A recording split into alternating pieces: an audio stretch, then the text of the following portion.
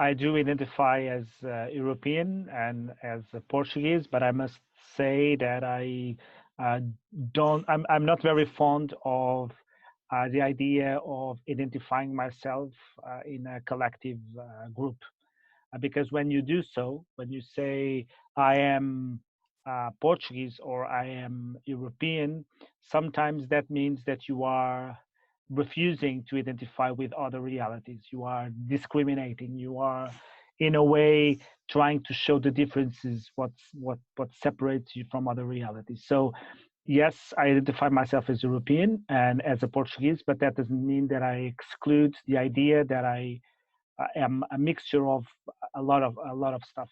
So um, just to make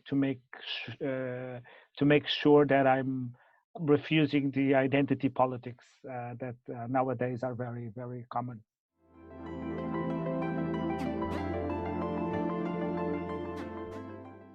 It means that I'm open to new cultures, realities, and that openness doesn't affect my core beliefs or does not affect my core values.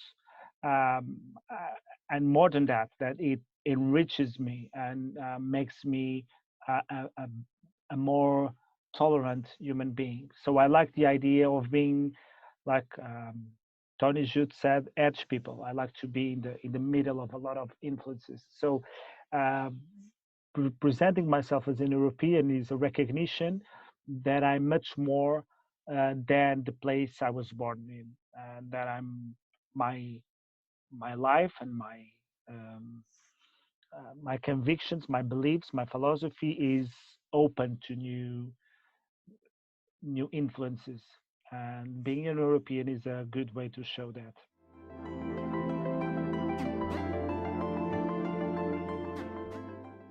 I think that was the fall of the Berlin Wall, although not at the moment. I was not that adult at the time, but I was already very much into politics. And afterwards, I realized how important to me was the idea of the fall of the Berlin Wall and the idea of opening um, the reality and the lives of the Eastern European countries, and how they were striking and thriving for freedom. So I think that the fall of the Berlin Wall was a moment, or a cathartic moment, or a paradigmatic moment that show how freedom is so important and so natural and so um, part of our inner um, inner beliefs as human beings. And it was a moment of openness, a moment of reconciliation, a moment of gathering. And to me, that's very close to my idea of what European Union should be. So yeah, I would say the fall of the Berlin Wall. Hmm. That's a popular answer, by the way. In my generation, I guess so. Definitely. Uh, yes, in newer generations, I think that it's not the same.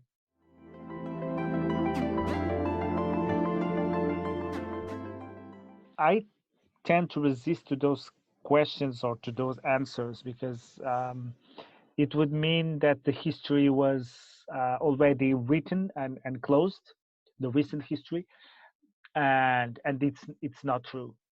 Uh, One tends to think that the way Europe dealt with the crisis in 2008 was not a good moment for Europe. And I can understand why we tend to think that. Uh, but I also think it's too soon to say that. Uh, and if we go back to those times when we were expecting Greece to get out to be out of the euro, to be out of the European Union, or Portugal, or Ireland, or even Spain, and we look to the current times, exclude now coronavirus, but in the beginning of this year, well, Greece was already getting stronger. Portugal too, Spain too, Ireland too. So maybe our reaction to the crisis, with all the problems it had, was not that bad. So I would not answer the crisis of 2008, which I think is probably the most popular answer. I would say that it's very hard to me to understand why Europe has not yet come up with a giant, a digital giant company. In a world of digital economy, it's beyond my comprehension why in the 20 biggest digital companies, only one is European. And that's a championship that we are not even participating. And that is something that I find quite problematic for the future. So your worst moment would be The lack of competitiveness of Europe in the shaping of the new economy, the lack of conditions to create big companies for the new economy. That I would say that is it's something that worries me a lot, mhm. because it means that we are not being able to create the conditions to succeed in a future of the digital, where China and the United States are well ahead of us.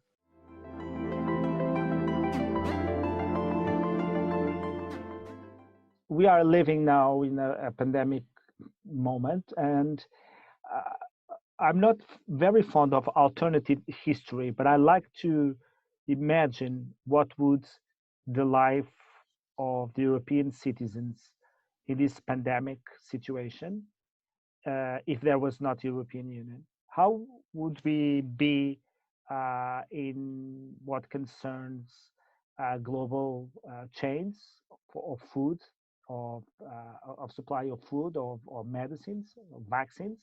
Would we have the vaccines so quickly? Would we be able to have the vaccines so quickly? Would Portugal be able to cope with such a disruptive crisis if there was not European Union? So maybe this is a good moment to see what Europe can do for us. In that sense, I'm very European. I think that it's it's much what we profit from being in European Union is much more than what we lose. Although there are a lot of things that I like to criticize in the European Union, but the current moment shows how important it is to participate in this project. So I would say that this moment shows how important European Union is, and how it makes our lives better and safer.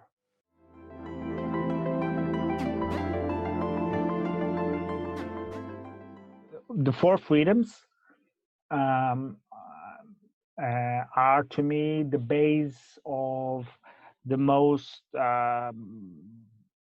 effective economic model that brings prosperity, brings a growth, brings a better quality of life. So, uh, being part of a vast economic area with freedom to circulate, freedom to go, it's what I think I have to thank more to the European Union, to be part of a space of freedom, um, and it's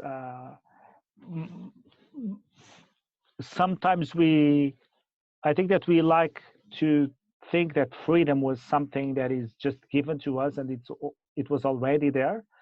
But if we compare our lives in what concerns freedom to 40 years ago, it's a total different universe. How we developed more, and how we managed to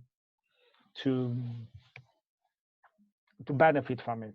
So yeah, the freedom as base or as an important milestone of the economic model that we have now, is what I would like to answer to that question. Yeah,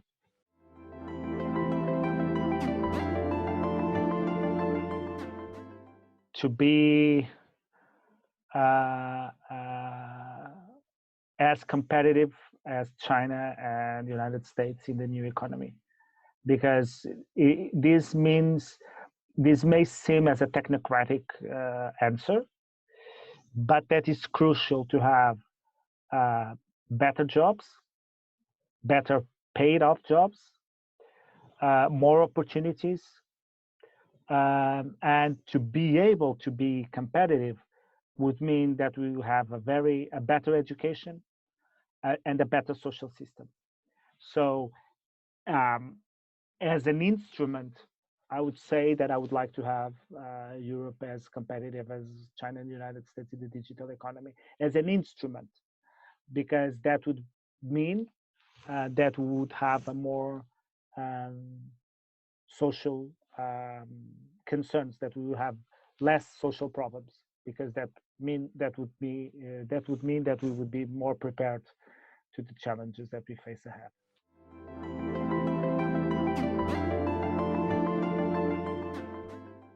The initial project of the book was to write something very optimistic and very showing how incredibly developed the world was and how better off we were when we compare our days with 40 years ago or 50 years ago. I changed the project. I changed because it was not a time to be optimistic. It was a time to be more realistic. So I decided to write the book. Uh, of course, I said the world was much better than we thought about, but to present the main challenges that we are facing ahead and that are, in a way, a part or a sign or a consequence of being in a global world. So the book is less optimistic than it was when I foresaw it, but it's more. I think it's more realistic and can be more effective to prove the points that I was trying to make, that the globalization was the best tool for prosperity and growth that humanity has ever known.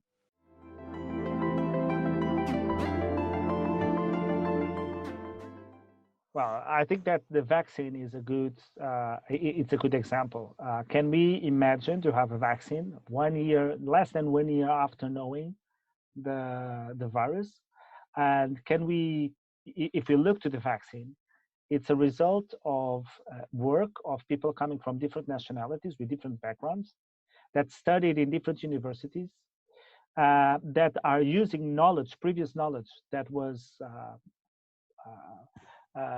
discovered by other people coming from different nationalities too, different universities. That would not be possible without the intense freedom of circulation of knowledge and ideas, and also the techniques and the tools and the machinery that was used. It's were built and are result of other components coming from other places of the world that would not be possible to mix together if there was not an international market, if it was not a freedom of circulation. So the vaccine, in such a record time, and although it to us it took a lot because we were in desperate need of the vaccine. So every month without the vaccine, it's a month of delay. But if we think correctly, that would be it was a record. It was almost a miracle, and it would not be possible if the world was not a global economy. So I'd say that this can prove how the globalization is important to go through these different times. Another example I like to give is try to go to a supermarket and exclude all the products that are imported or all the products that have some components that are imported, either the glass where the product is stored or the paper of the label of the product.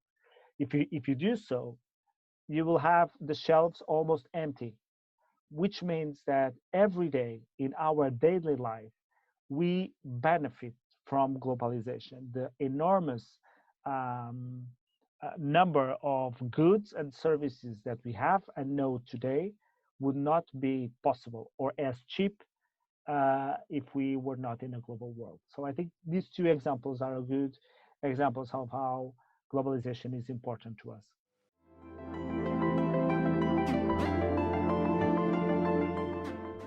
Exactly. You cannot cope a global challenge without globalization. It cannot be each country for itself. What we see in the fight against the global the climate change is that the more developed countries are well ahead of the ones who are not as developed.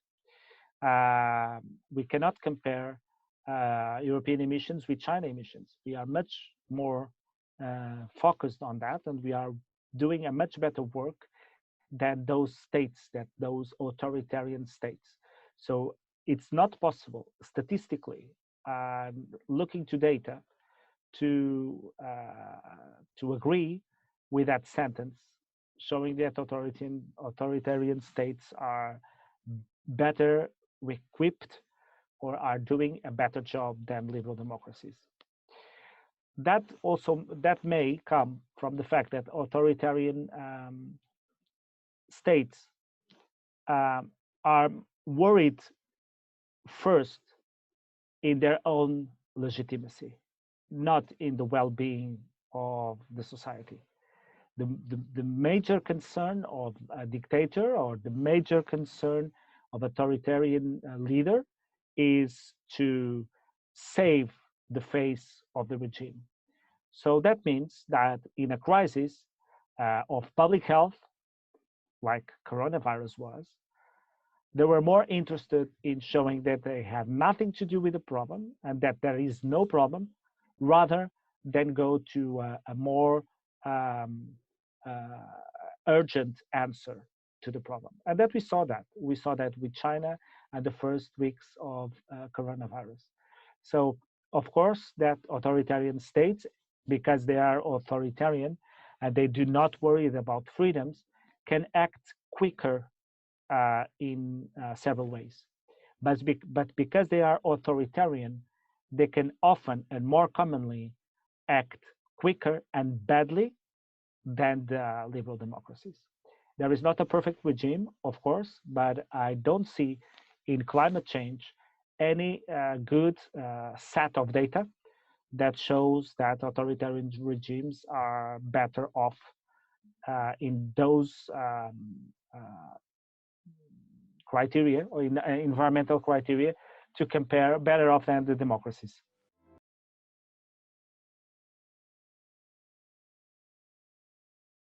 I think that the best tool to reduce the emissions is technology, is knowledge, is knowing more to be more efficient, to have more, spending less. And that's where we should be focused on. That doesn't mean that culturally we cannot have different approaches, different ways to assume what we should do with our money and we should do with our time, and prefer to not travel by plane and travel by train or etc. I have nothing to say against those cultural waves that are more than legitimate, but I would say that in terms of public policy, the best way to deal with the environmental challenge is the technology to become more efficient, because that's the way the that we can combine growth, economy, and of course the respect for the climate change. So I would say that are different levels. One is cultural, and I find legitimate, but it's not the economic answer. It's uh, so I would say that we should combine both of them.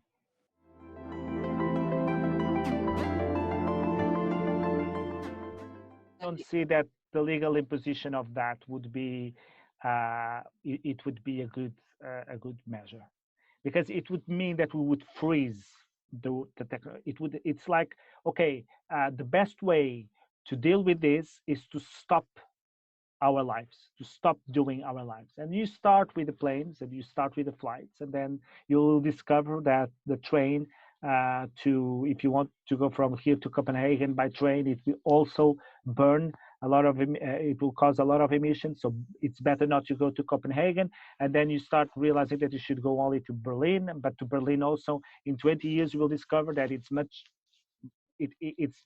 better for you to not move at all, because that would mean that no emissions would be caused. So it's not the way to grow. It's not the way to get better. It's not the way to improve. It's like freezing the reality and going back. And I don't think that it's a good idea to tackle this challenge.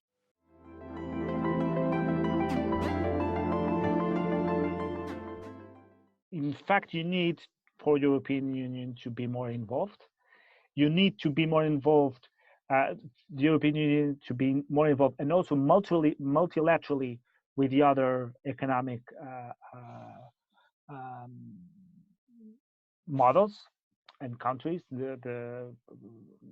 I'm lacking the word, the champions, the other economic champions. So because this is a global issue and needs to be tackled globally, there is no use for you to culturally or nationally start uh, preventing you from doing stuff and living your life to protect the environment if all the others are not doing the same. So you are falling behind, the others are going, and the problem is not being solved. So yes, I think that this is an issue where it's very important to act also in a more global level.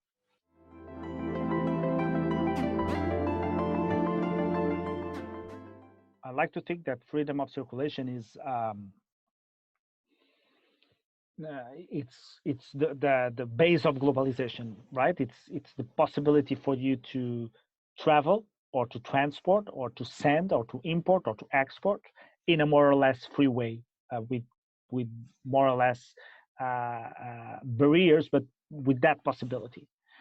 And that was or is the main tool for innovation and for technology, is the fact that you can easily import, export, easily contact, exchange globally ideas, knowledge, but also goods and services. So I think that the answer for the environmental problems we have, or the environmental challenges we have, is technology, is what will allow you to do more spending less, is what allow you to have electric cars instead of the cars that we have today. It's what will make it possible to produce more goods with less energy. So as a tool for better technology, freedom of movement is very, very important for the environment. It's the way, it's the tool to get more technologies, and we will need that desperately. Uh, in what concerns tourism, um, I would say that tourism raises challenges for destinations. Of course, it does. It has negative externalities. Of course, it has, like any other human action. But we should also take into consideration the positive externalities, and also um, try to let me put things this way. I don't like the idea of the tourism of the 70s or the 80s. That was the tourism for the rich people. Only rich people could travel. It was all fancy, less people on the streets, true, but it was an elite thing. So when we complain about tourism, the mass tourism, what we are saying is that we miss the times where only rich could travel. And I refuse totally that idea.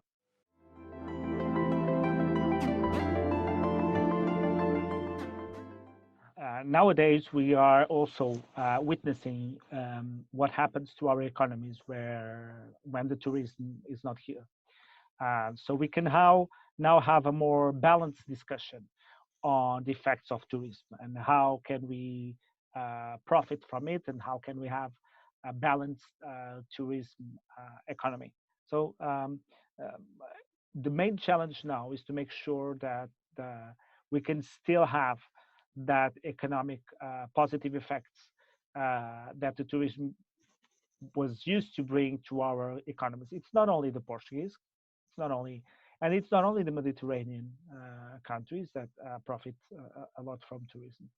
And yes, but to have a more sustainable tourism, we should not talk about only traveling because sustainability means public policies on zoning, on construction, on natural resources, on so it's not a question of only tourism public policies. We need to bring more public policies, sectorial public policies into this discussion. And I think that uh, we are now in condition to have a more balanced discussion. But I would not like to leave this meeting by, in a way, implying that tourism and environments are incompatible, because they are not. In a way, uh, if you have abandoned or desert territories, um, it's not good also for the territories. It's not good for, as we saw in Portugal with the fires. So um, I'm not answering your question because I don't think that I agree with the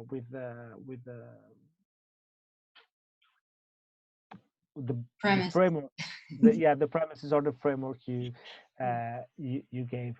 Yeah. Um, but of course, if we compare the zoning and urban policies in the world in the 60s or 70s, and now if we compare now, we are much more also advanced. We have now more knowledge. We have now more concerns, and we can plan better. We can zone better, and we can balance better the human action, not tourism, human action, and the environment.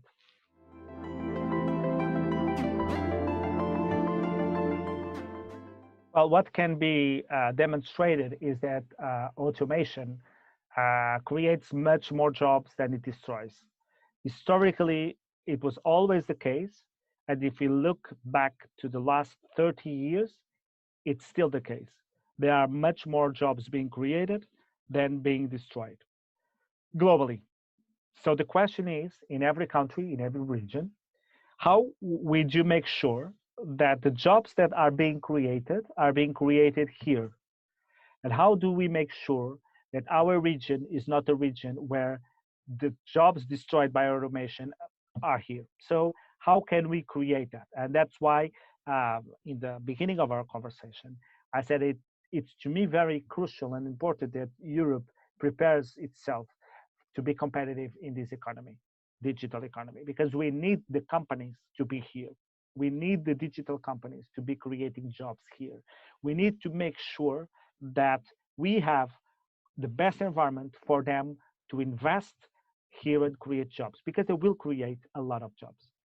Um, Other thing that is quite important to me is that I think we should stress is that nowadays the world is much more rapid, it's true, and more disruptive, it's true. This means that the disruption will happen during our lifetime, our working lifetime, not as before, that was from generation to generation, which means that in our lifetime, in our working lifetime, we may face a disruption in our job that will make us be out of the job because of that disruption.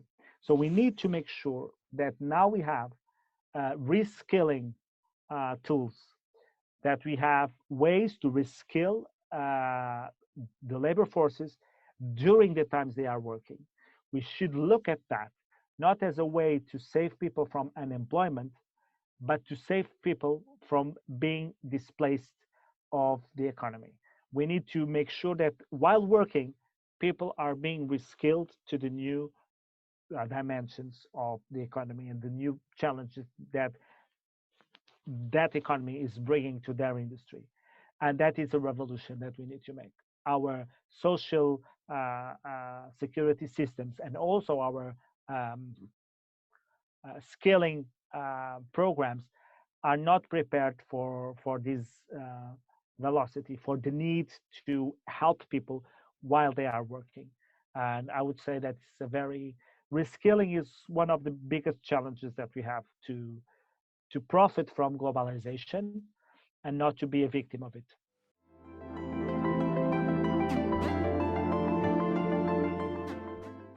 Well, it was already here. It's here to stay in the sense that this allows um, companies and businesses to have more opportunities to grow and to have more, to be more efficient, right? And one thing that is different from the moment we are living in this century is that the displacement of the economy was usually industries, right? It was the industry that was moving to other countries because the companies would prefer to build industrial complexes in other countries because they are cheaper and etc. The services were more or less protected from this kind of movement, and now that that's over, you can in fact hire people from the services industry whenever in the world, because internet artificial intelligence and robotization would mean that it would be possible to render services wherever you are to whatever you want to. So those are tendencies that are here to stay and that are also in the same field of the challenges that I was talking about reskilling. So you need to make sure that in your country, in your region, you have talented and skilled people to be competitive in this economy. Another thing which is different from this one that I'm saying is that suddenly people like to think that or tend to think that now work will be from home, um, and this is something that's here to stay. I don't believe so in that sense. If you look to the digital companies, they need and they were the fastest ones to send people home. Um, they need brainstorming, they need creativity, they need diversity, they need people talking with each other, and this is very important. That's why cities are so important in this economy. People need to be together to create networking, and networking means physical presence, not a digital presence. So I would, in that sense, I'm more optimistic. I'm not well optimistic. I'm more. I think that it's a fantasy that we will now enter in a new world where people are working from home and uh, physical presence will be less relevant. I don't believe that.